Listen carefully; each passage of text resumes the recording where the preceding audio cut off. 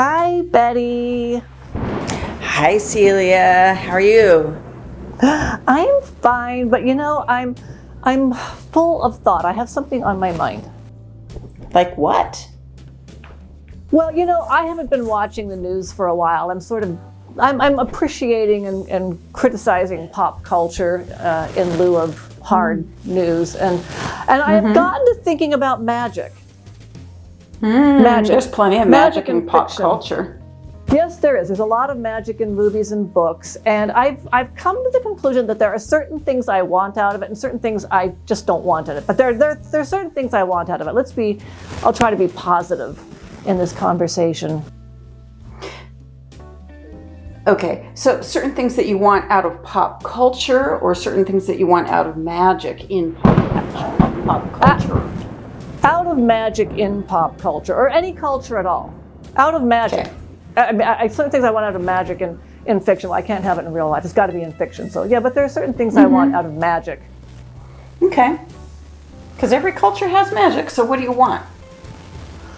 Well, okay, I'm going to start off by saying I think magic should be essentially human and natural, not just randomly supernatural, not just random miracles and violations of the laws of physics. It's got to be really tied to human nature, human aspirations. In what way?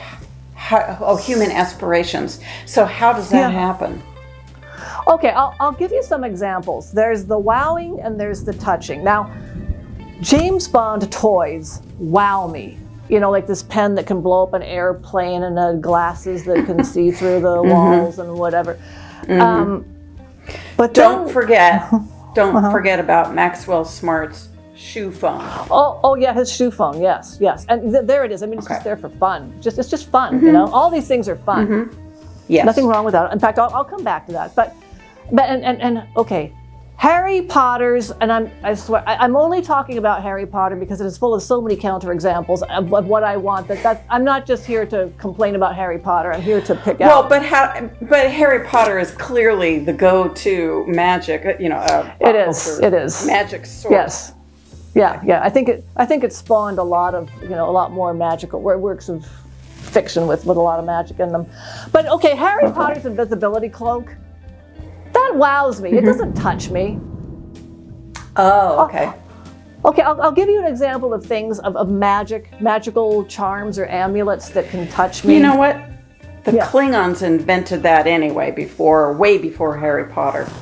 See, there you go. I mean, there's nothing. There's nothing. Yeah, they had a cloaking device a long time, and that was all. That's in the James Bond category of wow magic. I mean, it's not exactly. Yeah, that's why. It's just wow. Yeah. That's why I'm bringing it up in the context of just similar to James Bond pen that blows up an airplane, an invisibility cloak. Now, by contrast, the Lord of the Rings, Tolkien's books. Yes. Like those rings could, they would give people power, and it would change their nature. It could corrupt them absolutely, or it could elevate them. They were scary, those rings, and they were. It was human. It wasn't just, we're just going to levitate a teacup here and blow up that airplane with a pen. Or even like put the invisibility cloak on so I can go into the girls' locker room, whatever you can do with an invisibility cloak. But they were very connected to human nature. They were powerful. Yes, and the danger was in the power itself. Yes. Yeah, could go either way. Yeah. And then and just to prove that I'm not a nasty old knitting needle who relies on the classics and condemns Harry Potter, one of my favorite movies of all time is Pirates of the Caribbean. And the magic in that movie was this curse, this ancient curse. And it befell these pirates because they had stolen a bunch of gold, and I think they had thrown some guy overboard. They'd thrown some guy over the deck of the ship. And their curse was connected to their guilt. They had done this bad thing. And the only way they were going to get this curse lifted was by expiating their sins or guilt. Which do you expiate, sins or guilt? That was the only way they were going to get rid of it. And their curse was that they were utterly deprived of their vitality. Like, they were these gluttonous, greedy, lusty pirates, and they had eternal life, but it was utterly pleasureless. Right, yeah. So in that sense, it definitely was personal to them. It wasn't just a wow factor. I mean, it wasn't just really horrible wow factor. It was horrible, all right, but it was seriously connected right to them. Yeah, and that is something that can touch you. That's something you can actually think about. I mean, an eternal life with no pleasure. I mean, and no hope of it. Yeah. Not touching, tasting, seeing, nothing. Oh, and another movie that I really like, one of my favorite movies of all time, is Groundhog Day. And that's a movie. A classic. Yes, that is a movie in which the magic was very human. I mean, this guy is subjective. Yes. This guy, he brings this curse on himself. And the curse is that, he has to relive the same day over and over. It's kind of an unpleasant day, kind of a boring day in his life. He has to live it over and over and over. And his response to this is, initially it's boredom and despair, and then just silliness, just pranking people. And then ultimately, finally, it's virtue. Yeah. And that's what breaks the curse. Yeah. So that's an example. So it's human. It changes his nature. Yes, it changes his nature, and it sort of changes the world a little bit because he goes out and he's a better boy. Yeah. So that's an example of the kind of magic I want in pop culture and fiction. I'm cool. I'm down with Pirates of the Caribbean. Yeah. But another thing about Harry Potter's invisibility cloak. Okay, like I said, what is it good for except for punking people or spying on girls in the locker room or killing Hitler? What about killing Hitler? Okay, see, now this is why, going back to a previous conversation of ours, this is why I stopped reading Harry Potter after the first book. There was nothing in it. There was no substance to it. There was nothing. There were no eternal truths in it. It was just, like you said, episodic. It just, a thing happened and a thing. I mean, you could take all that magic in Harry Potter and just evaporate it off and still have one event after another, and it wouldn't change the story really at all. If there was a 5-minute chunk of that movie, I would be really interested in it. But after that, thanks. No. See, why should humans care about the wizard world if they don't kill Hitler, for God's sakes? There's this perfunctory reason in one of those books why the wizards don't, get involved every now and then. It's just very perfunctory. I think it's there just so J.K. Rowling can say, okay, I answered your question. But I mean, the truth is, just judging from the evidence, the reason the reason the wizards never killed Hitler, Stalin, Mao, thus, they could have saved like 100 million human lives in the space of 50 years if they'd done that.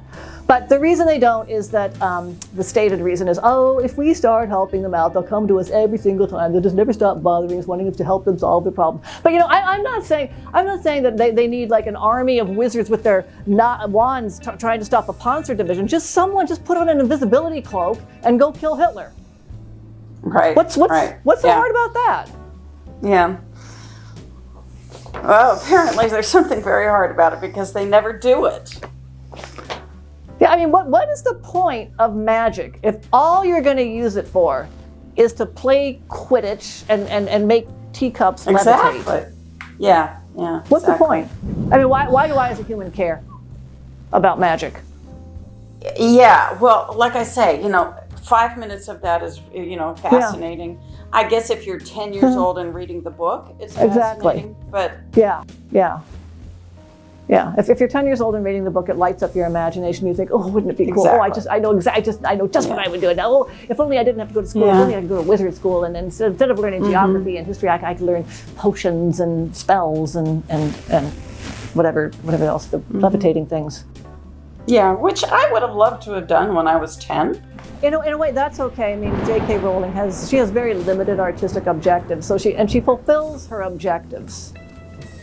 So I'm kind of okay with that. I mean, like I think I've told you that I'm satisfied with going to a movie and just sitting there and shivering and shaking if it's a scary movie. I don't really want to go to a movie to get shivered and shaken. And like you said, that that's good enough for you, just to, I don't know, accept it for what it is. I, on the other hand, like now, I don't go to the shivery, shaky movies, but I will go to a movie with beautiful images, with beautiful art direction. I can sit through the crummiest, crappiest, boringest movie as long as it has beautiful artwork. For instance, okay, these aren't shivery, shaky movies, but B sci-fi movies from the 50s are frequently just god-awful films. The stories are just horrible. You know, the Catwoman or the Bee Woman or the whatever, you know, whatever. But they are shot so beautifully. And the black and white is just absolutely, there's something so pure about it. You just don't get all caught up with color. There's something, very, very pure about it. And if it's shot well, it is so intriguing to me. And I find beauty in that. I can sit through that I could probably sit through a double feature. So were those photographers actually, I mean, were they like fine artists? Did they frame their shots artistically, and did they go from like down the hall artistically? Yeah, a lot. Yeah, they were artists, definitely. Yeah, they were artists a lot. Like the compositions were artistic and everything. The compositions were artistic, and the lighting was sublime. The lighting is a discipline in itself. It's a discipline. And so if it's done well, it can save a film for me. Now this is the last time, I hope this is the last video I ever complain about Harry Potter. But another thing I want out of magic is that it be consistent even within its own little world. Like this one Harry Potter movie that I kind of went along with some people to see, this Prisoner of Azkaban. I remember in that movie, something that I was just going, why are they, it was this, oh, I don't know, this giant has this pet dinosaur, and the pet dinosaur tore up the neighbor's yard or something. So they, by the decree of the order of the rules of something, they determined that they're going to put this pet dinosaur down. And instead of just waving their wand and giving it a merciful death, they're going to have this thing where they're going to cut off its head in front of a bunch of people. They're going to gather everyone around in the stadium seating and whack off its head with an axe. And the three kids don't want this to happen. Oh, poor Hagrid, his pet dinosaur. And they're trying to prevent it from happening. And at the very end, or not at the very end, but at the end of this particular episode, everyone's gathered around, and somehow the axe just, I don't know, the axe flies off in the opposite direction, or something goofy happens, and the dinosaur doesn't get killed. And I guess once again, by the order of the rules of the second paragraph of the Parcheesi, whatever's, the dinosaur is spared.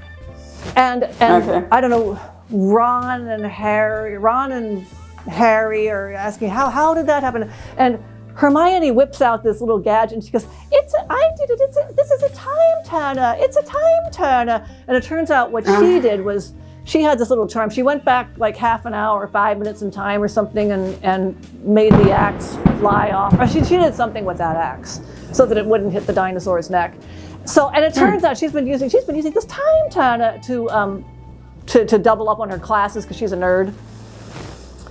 So couldn't she have used the time turner to kill Hitler? Hello.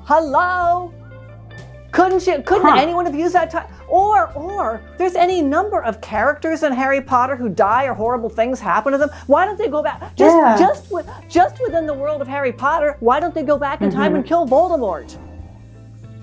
Right. Just within Harry Potter world. He just exists to move the story forward, I guess. Yeah. Or to involve. Yeah. Yeah. So okay. All right. So He just exists to make them use their wands for some purpose other than levitating teacups and playing Quidditch. right. Well, he serves a purpose, Yeah. but Yeah. not the touchy type of purpose. No, not the touchy type of purpose. No. He doesn't get the touchy type of magic engaged. Just my wand is stronger than your wand. Yeah. There's Hermione using this silly time turner to save the life of a dinosaur, but she will not go back and save the life of Robert Pattinson, who dies. Well, that's kind of not so good. She saves this stupid dinosaur, but she doesn't save Robert Pattinson. Yeah. She uses this time turner just to go and catch up on her classes, but she doesn't use it to do some good in the world, or even in the wizard world. Well, so there's my thoughts about magic. Magic should be something like talent or genius. Like it's entirely human, like Mozart, but it's just a little bit, it's inexplicable, it's mysterious. It almost seems superhuman, but it is human. Yeah, but in that sense, it's not human because it is magic and miraculous. That is one thing about music that is undefinable. It touches people. It definitely touches people. And it is. Yes. Music is like magic. Yes, and it is like magic, and that's where I'm talking about it being human, about it being the source is human and the response is human. The response is it's in your heart. It's in your heart. It's in your soul. This touches me. I hear this. Yes, it is in your soul. I feel at one with something, not just wow, that was loud. Oh my God. Yes, and it makes you wonder how these composers came up with it.